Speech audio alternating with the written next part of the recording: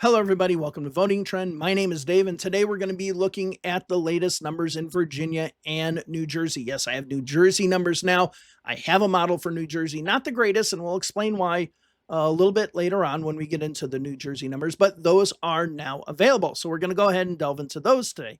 But a few things before we start the video. First, my computer's acting like it has asthma, so it might sound like it's belching every now and then, so you might hear that on the microphone. Hopefully not, but I just want you to know it's not your side, it's my side if you hear that. Hopefully it won't somehow stop the video. The second thing I want to mention is about New York. A lot of people have been asking me, can I do a New York video? And as of right now, I really can't.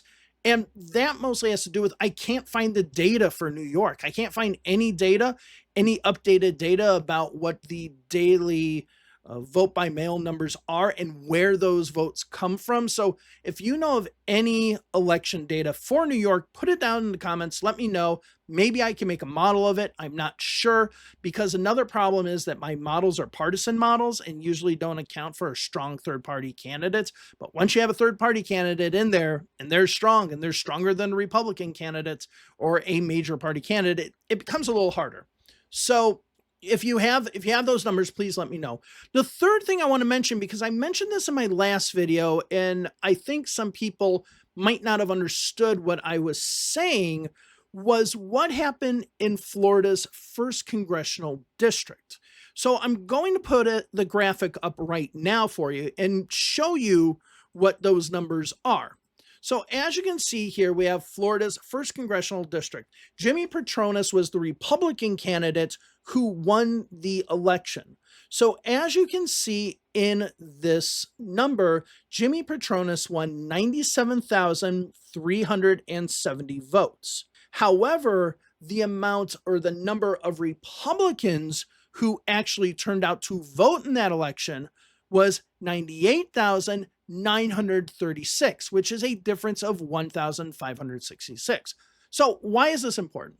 This is important because if we hypothetically say, okay, if every registered Democrat voted for the Democratic candidate, and if every registered independent and minor party affiliated voters voted for the Democratic candidates, then there were still 1,566 Republicans that actually voted for the Democratic candidates.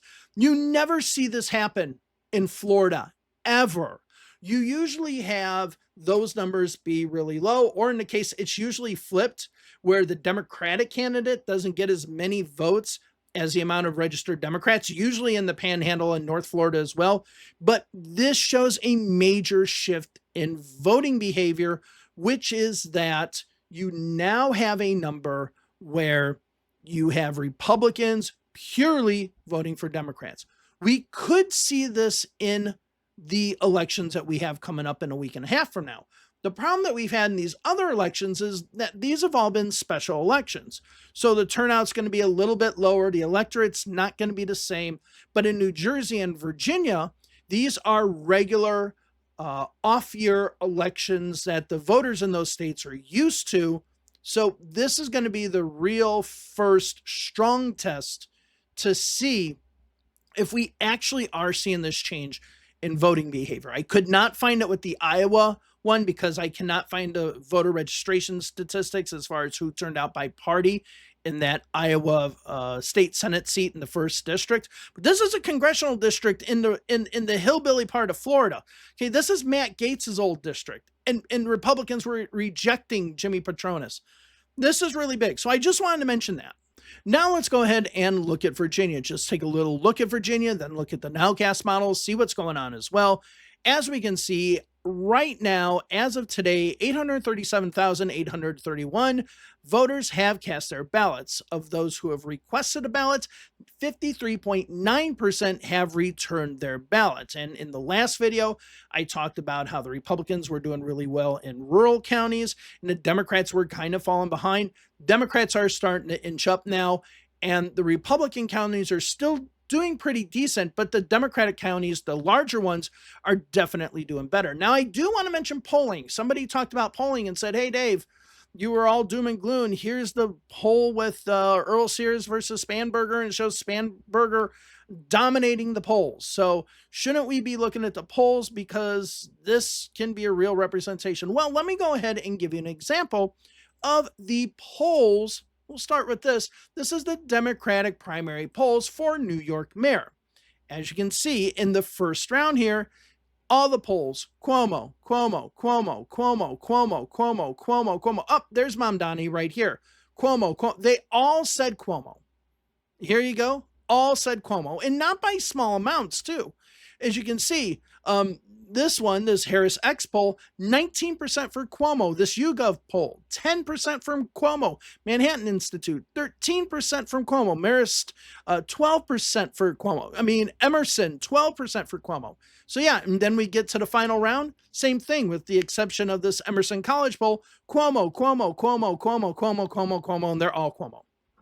Okay, so this is why I don't look at polls, right? As soon as actual numbers start coming in of people who are actually voting, polls do not predict turnout. That is a very important thing to know about polls. Polls do not predict turnout.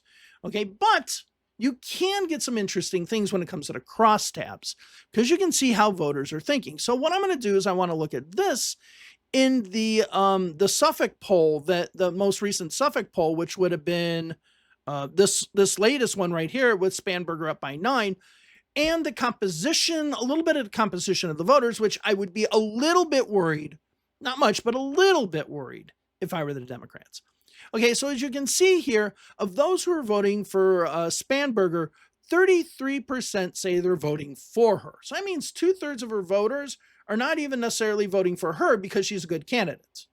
Okay, now if you add pro-democratic leadership, this is a little bit larger. But what I found interesting here is that a third of her voters are saying they're anti-Trump voters. And what worries me is if Trump himself is not on the ballot, do these people right here actually turn out to vote in an off-year election? That's what I would be worrying about if I were the Democrats. Now, if we go over to the same question regarding Earle-Sears here, we can see that 34.72, 35% are pro Earle-Sears. That is a higher number than what Spanberger has for hers. So more of Earle-Sears voters are actually going out to vote for her instead of the Spanberger voters.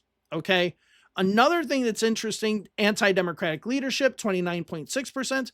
That's lower than this anti-Donald Trump number.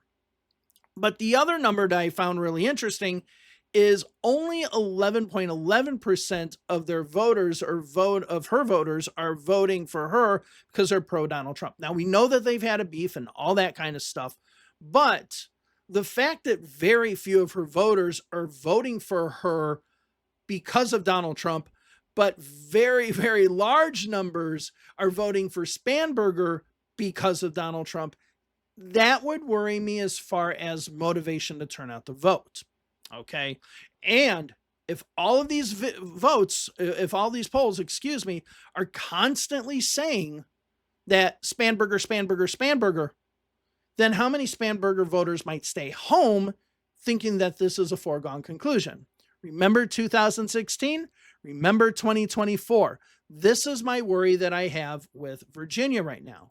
And with that, let's go ahead and look at the Virginia nowcast model. So if we go ahead and look at the Virginia nowcast model, we can see our turnout is at 13.27%. Now, what a nowcast model is basically saying if the election ended right now, what could we predict the result would be of those who already voted? This is not a forecast. This is not talking about what's going to happen on election day. This is of those who have already voted now. And you'll see why this is important. So of those who have voted now, the projection or the prediction would be that Democrats would win 59.3% to the Republicans 40.7%. Now, in my last video I said the Democrats were down to like 56 point something percent. Now they're at 59.3. And this is important because that puts this number over what Terry McAuliffe won in 2021 when he ran against Glenn Youngkin for that race 4 years ago. So now we're starting to get the Democrats into territory where they need to be.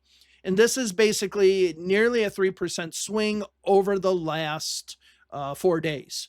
So if the Democrats continue this trend by the end of early voting, they should be in a good position. As I said, if the Democrats can get up to 61, 62%, we're basically at a dead heat race. If they can start getting into the 63, 4, 5, 6, then the Democrats, I think, are running away. Well, not running away with it, maybe in a position of advantage. I would say right now, we are in dead heat territory. So that's a good thing. If we go ahead and look at model accuracy as well, we can see that the model is accurate with an R-square number of 0.9543, and it looks really good. Now, I do want to just bring up what I showed you the last time, and this was the voting methods based on the last election. So you can see right now that we're doing VBM, which is vote by mail, and early voting. That's about 35% of the electorate. And if you combine these numbers for Terry McAuliffe there, that's 74.9 and 53.5, this gives us that 59.1% number. But as you can see, a majority of people in Virginia vote on election day, and that number went for Glenn Youngkin really hard, 56% to 43%. So this is why the Democrats need to really pile it on when it comes to early voting and vote by mail, because it's only 35% of the votes coming in. If you're going to lose election day votes, this is going to have quite a bit of an impact. So wanted to go ahead and show you those. Now, one thing before we get into New Jersey is that I don't want people to fall into the Tom Bonnier and Simon Rosenberg cannibalism trap. Do you remember what that was? That was Tom Bonnier and Simon Rosenberg saying, oh, well, the numbers are okay because all these people that we're seeing voting for the Republicans early would usually be people who vote for the Republicans on election day. That ended up being a whole entire pile of shit, right? So don't fall for the Rosenberg-Bonnier cannibalism argument, because they prove to be totally wrong. And I do kind of find it ironic that I haven't heard a damn thing from either of them about these elections. Maybe they're just shutting up for a while because they knew their whole entire argument was absolutely full of shit.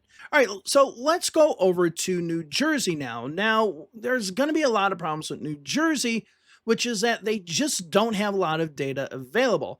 I was looking for the data as to the voting methods in 2021. They don't have it on the state of New Jersey's website, their elections website. So I have no idea how this vote's going to break down. The only thing that we really have to give us maybe an idea is from the election lab from the University of Florida, an excellent site on how the vote broke up in 2024. I don't know if this is going to be the best way to look at it, but it's the only thing that we have right now. So if you see the 2024 general election here in New Jersey, you can see that 791,870 votes were cast by mail. Now, in the overall grand scheme of things, this was about 22% of votes were cast by mail. Now, if you look at those who cast mail-in ballots, if you look at their party affiliation, you can see that 57.9% of those who did mail-in ballots were Democrats, 20.3% were Republicans, and the rest were either non-party affiliated voters or minor party voters. Now, let me go ahead and show you what the composition is right now that we have in New Jersey. So we currently have a turnout of 6.68%. As I mentioned, New Jersey's going to have a lower turnout. Their turnout rate's going to be around 40%, probably low 40s, whereas in Virginia, the turnout rate's going to be around 50%. If it goes by historical ways of that we see with turnout, you can see that the Democratic composition is 62.9% of the vote. So we're talking about the composition of mail-in ballots as of right now is 5% higher for the Democrats as far as the composition than it was when we look at 2024. That means mail-in ballots are more Democratic. The Republicans are up to 21.5, but that's only a 1.2% increase. Of course, minor party and non-party affiliates are going to go down. They always do in midterm and off-term elections.